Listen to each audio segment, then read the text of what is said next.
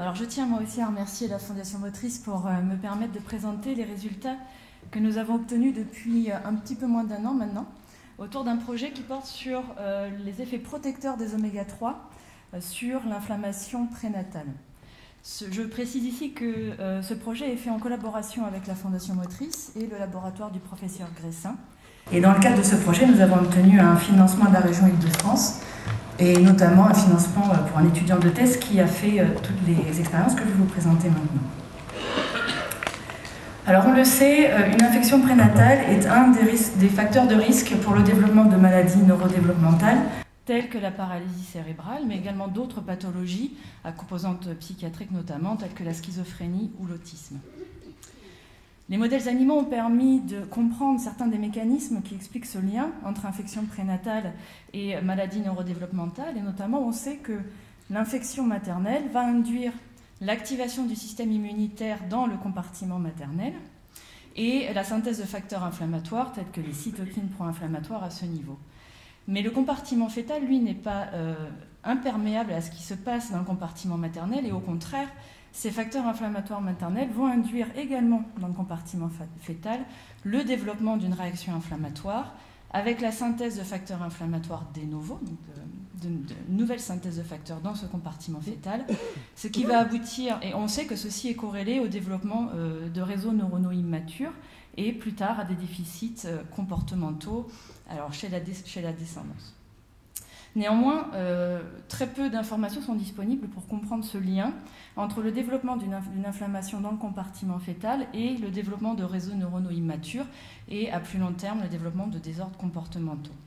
Alors nous, au laboratoire, nous pensons que la microglie peut être un partenaire clé dans ces mécanismes puisque la microglie est une cellule du cerveau et c'est la cellule du système de l'immunité innée cérébrale. La microglie est capable de répondre à des stimuli humains et en induisant la synthèse de facteurs inflammatoires, ça on le sait dans un très grand nombre de modèles, y compris des modèles prénataux. Et cette microglie, ce qui a été découvert récemment, c'est qu'elle infiltre extrêmement tôt le système nerveux central. Et une fois dans le système nerveux central, au cours de la gestation, la microglie va proliférer et migrer pour se retrouver disposée de façon ubiquitaire dans l'ensemble du système nerveux central. Et ce qui a été découvert encore plus récemment, c'est que le fait que cette microglie soit présente au cours du développement n'est pas anodin et au contraire, elle a un rôle majeur dans le développement des circuits neuronaux. Alors, notamment dans un phénomène qu'on appelle le phénomène d'élagage synaptique. Ce que l'on sait lorsqu'un neurone va se développer à partir des cellules souches, c'est qu'il va se donner la potentialité d'établir un très grand nombre de contacts synaptiques avec les neurones voisins. Et au cours du développement, au cours de sa maturation, seuls les contacts synaptiques fonctionnels et matures vont rester et tous les autres vont être supprimés. Et la microglie est cruciale dans ce processus puisque c'est elle, entre autres, qui va permettre la dégradation des épines dendritiques qui sont non fonctionnelles ou immatures. Et on sait que si on empêche la microglie de faire ce travail à ce moment-là du développement, alors les neurones fonctionnent de façon incorrecte. Ainsi, notre modèle de travail dans le cadre de ce projet est le suivant, c'est que l'inflammation maternelle va induire au niveau de la microglie fœtale le développement d'une réponse inflammatoire avec synthèse de facteurs inflammatoires tels que les cytokines, et ceci pourrait se faire au détriment du rôle fonctionnel, développemental de la microglie, encore une fois ce rôle qui permet, cette fonction qui permet aux neurones de se développer correctement, de développer des réseaux neuronaux matures.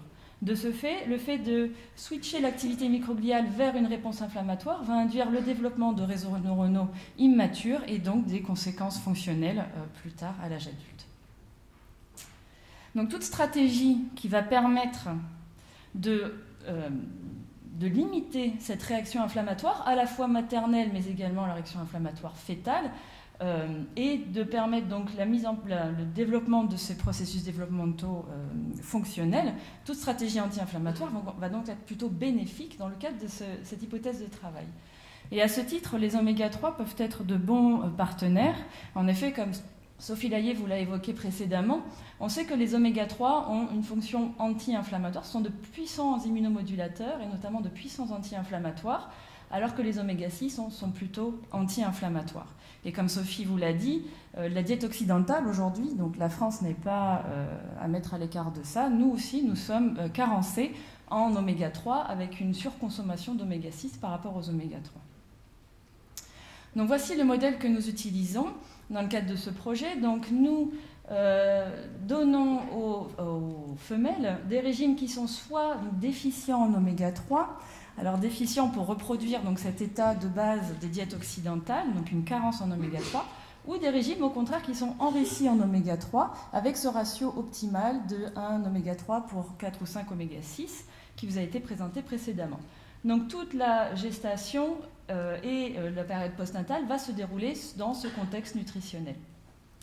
Et puis ce que nous faisons, c'est que nous injectons aux souris gestantes, au 17e jour de gestation, ce qui correspond à peu près au milieu du 2e trimestre chez la femme enceinte, nous injectons un puissant stimulus inflammatoire qu'on appelle le lipopolysaccharide ou LPS. Donc les LPS, ce sont des fragments de bactéries à gram négatives. Et cet outil est assez pratique puisque les LPS ne vont pas se répliquer, donc la réaction va être aiguë et réversible. Donc c'est un très bon moyen pour induire une réaction inflammatoire au cours de la gestation. Et nous regardons donc cette réaction inflammatoire en aigu, à E17, et puis les conséquences comportementales à l'âge adulte. Alors la première chose que nous avons quand même voulu vérifier, c'est qu'effectivement le fait de donner des diètes carencées ou enrichies en oméga-3 aux animaux va effectivement changer la composition lipidique du cerveau fœtal. Et donc vous avez ici les résultats du ratio oméga-3 sur oméga-6 dans le cerveau fœtal à E17, et on voit qu'effectivement ce ratio est augmenté chez les animaux nourris avec un régime enrichi en oméga-3, augmenté dans le sens de davantage d'oméga-3 dans le cerveau des fœtus. Nous avons également voulu vérifier que ceci perdurait dans le temps, donc on a regardé chez la descendance une fois devenue adulte, et on voit que cette différence, ce ratio oméga-3 sur oméga-6 est toujours augmenté chez les animaux qui se sont développés dans un contexte enrichi en oméga-3. Donc nous pouvons effectivement impacter la composition lipidique du cerveau des fœtus, et ce, sur le long terme. Ensuite, nous avons regardé la réaction inflammatoire au moment où nous injectons le LPS pour voir si cette réaction est différente selon si le fœtus se développe dans un contexte carencé en oméga-3 ou au contraire enrichi en oméga-3. Et donc ce que nous avons fait, nous avons mesuré à la fois dans le compartiment maternel au niveau du plasma et dans le cerveau fœtal, 3 heures après l'injection de LPS, la synthèse de cytokines pro-inflammatoires, et je vous montre ici les cytokines principales dans la réaction inflammatoire, à savoir l'interleukine 1 bêta, le TNF-alpha et l'IL-6. Et donc ce que l'on voit, c'est que les animaux qui se développent dans un contexte déficient en oméga-3 ont une augmentation très importante de la synthèse de ces cytokines. Alors à la fois la mère, donc la réaction inflammatoire chez la mère est importante, mais également chez le fœtus. Et chez les animaux qui se développent dans un contexte enrichi en oméga-3, on voit que cette réponse inflammatoire est modérée, donc réduite, grâce à cet apport en oméga-3. Ce qui montre bien qu'effectivement les oméga-3 peuvent avoir cet effet anti-inflammatoire dans ce contexte périnatal, à la fois chez la mère, mais également chez le fœtus. Alors on sait que les cytokines peuvent induire des déficits comportementaux, donc ce que nous avons fait ensuite, nous avons regardé les conséquences à long terme de ces traitements et de ces diètes donc chez la descendance une fois à l'âge adulte, sur la mémoire spatiale. Sophie vous a déjà expliqué ce test de labyrinthe en Y. Donc très rapidement, il est basé sur le fait que les animaux sont curieux pour la nouveauté. Donc on regarde si effectivement ils sont capables de reconnaître un bras qu'ils ont déjà visité lors de la phase d'apprentissage par rapport à un bras nouveau qu'ils ne connaissent pas. Et si les animaux ont effectivement une bonne mémoire spatiale, alors ils devraient passer plus de temps dans le bras nouveau par rapport au bras familier. Et c'est ce qui vous est représenté ici, à savoir le temps que les animaux passent dans ce bras nouveau par rapport au bras familier. Donc un animal qui a une bonne mémoire, qui n'a pas d'altération à ce niveau-là, passe significativement plus de temps dans le bras nouveau par rapport au bras familier, et c'est ce que vous voyez. Donc chez les animaux contrôle, ceux qui n'ont pas eu l'injection de lipopolysaccharide, donc ceux qui n'ont pas eu cette inflammation prénatale, quelle que soit la diète, ils sont tous capables de reconnaître le bras nouveau par rapport au bras familier. Par contre, ce que l'on voit, c'est que les animaux qui se sont développés dans un contexte de carence en oméga-3, L'injection de LPS a des effets extrêmement délétères sur la mémoire spatiale puisqu'ils ne sont plus capables de faire la distinction entre le bras nouveau et le bras familier, donc ils passent autant de temps dans les deux bras. Et chez les animaux qui, eux, se sont développés dans un contexte enrichi en oméga 3, ceux-là n'ont pas ces effets délétères du LPS sur la mémoire et donc effectivement sont capables de reconnaître le bras nouveau, donc ils n'ont pas de déficit de la mémoire spatiale. Dans cette expérience, on a fait un autre type de paradigme. Nous avons donné aux femelles gestantes et en postnatal un régime équilibré en oméga 3, donc enrichi en oméga 3 depuis le premier jour de gestation jusqu'à la fin du développement cérébral, en tout cas de l'hippocampe, la structure impliquée dans la mémoire spatiale, donc jusqu'au 21e jour postnatal. Et après, nous avons donné un régime déficient en oméga 3 aux petits, qui sont en train de devenir adultes. Pour voir si effectivement, si le petit est exposé ensuite à un déficit en oméga 3, est-ce que ceci peut induire une altération des performances cognitives? Et ce que l'on voit, c'est que malgré tout, même s'il est ensuite soumis à une déficience en oméga 3 après la fin du développement cérébral, il préserve des performances cognitives correctes. Ce qui veut dire que cette période périnatale est vraiment cruciale.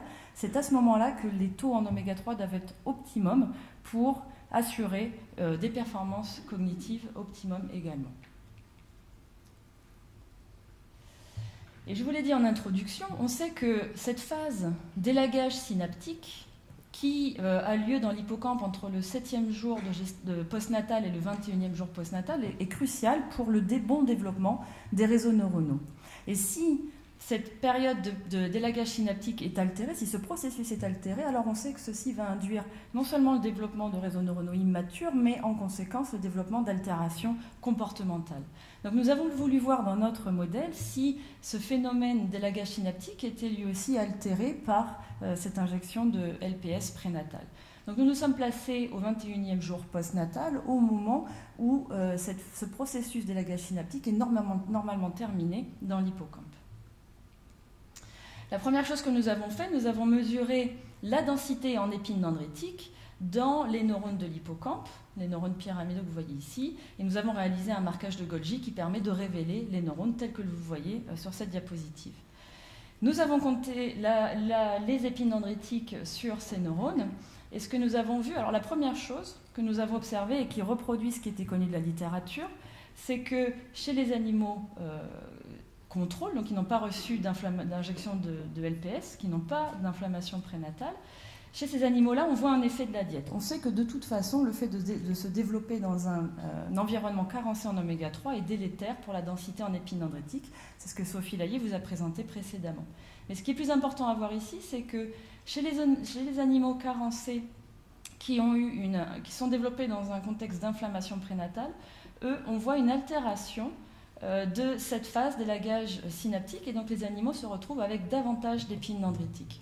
Ce qui peut paraître plutôt un avantage, on se dit plus il y a d'épines, mieux c'est pour le fonctionnement, mais ça ne marche pas forcément comme ça, et au contraire, ce qui peut se passer ici, c'est que les épines qui ne sont pas élaguées sont donc des épines immatures et non fonctionnelles, et donc le réseau se retrouve avec trop d'épines qui ne sont pas fonctionnelles justement. Et ça, c'est quelque chose qu'on est en train maintenant d'évaluer, voir si ce surplus d'épines est bénéfique ou au contraire, comme on le pense nous, plutôt délétère pour le fonctionnement cérébral.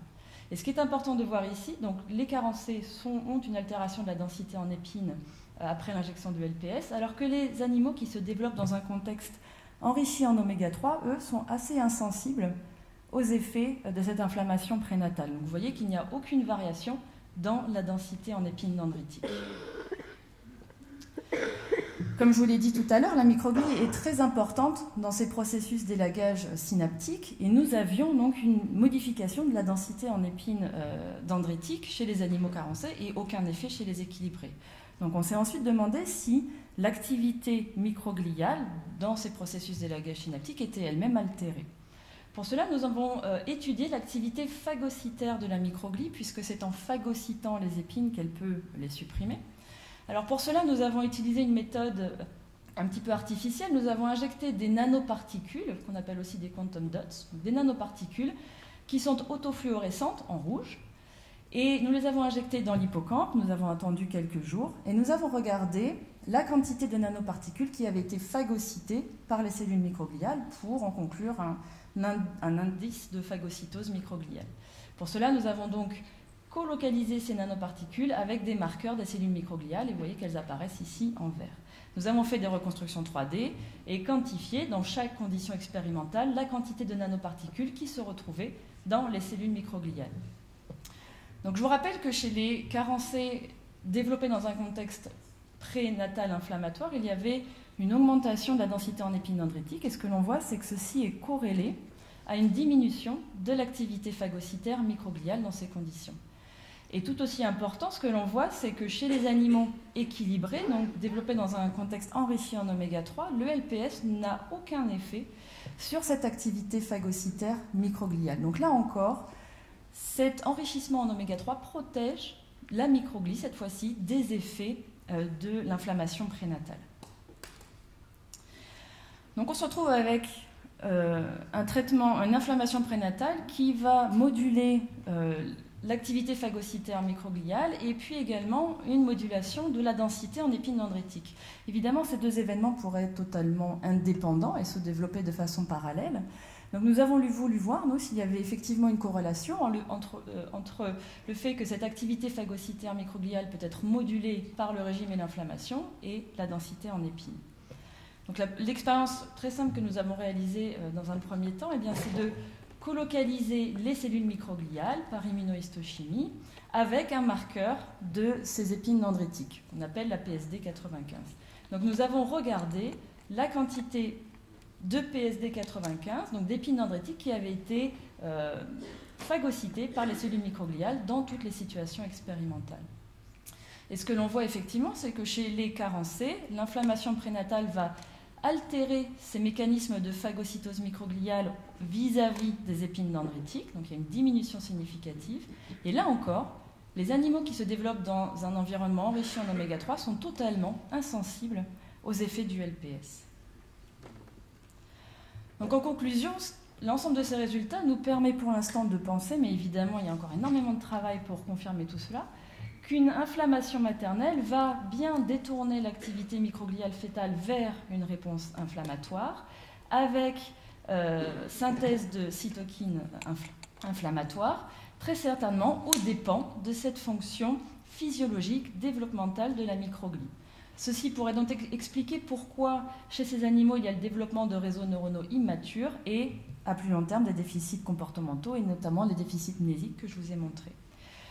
Nos résultats montrent également que si on enrichit l'environnement périnatal en donnant des oméga 3 à la mère pendant toute la période de gestation et lactation, on peut protéger tout ou partie de ces effets et notamment réduire l'inflammation à la fois maternelle et fœtale et protéger ces interactions microglie-neurones physiologiques pour permettre la mise en place de réseaux neuronaux matures et donc normaliser le comportement.